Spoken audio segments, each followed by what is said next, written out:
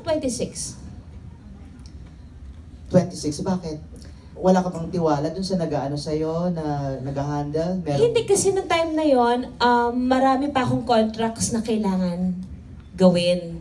Meron ako sarili kong money na hinuhulog ko sa bangko, hinuhulog ko sa insurance, pero yun talagang ma-handle ko yung buong pera ko. Matanda na ako. The first time na you heard about with Piolo joining Sun Life, hindi ka ba nagdalawang isip or kinakala mo mag-usap pa ba kayo, ano, ganyan, or meron ka bang apprehensions? Hindi naman kasi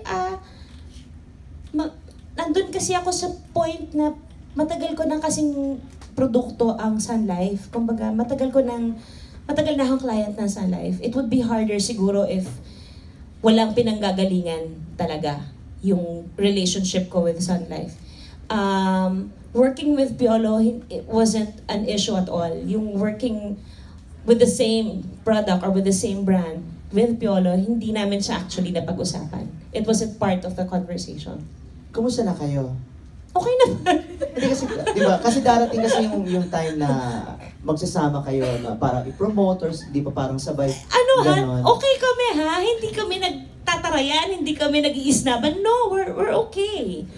Hindi lang siguro, hindi lang kasi nakikita ng mga tao na nagbabatian naman kami.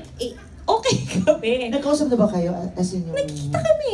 Pero yung usap talaga hindi kami nakikita everyday ha? Teka muna, baka iba na namang issue to. Hindi, pag nagkikita kami, nag-hi kami, nag-uusap. There was a time nagkita kami sa ASAP. I mean, casual. Casual talk. Oo. Batian na. Parang feeling ko yung usap na mas malalim para sa isang project, it would be in a different time. Kailan ka naman babalik ulit?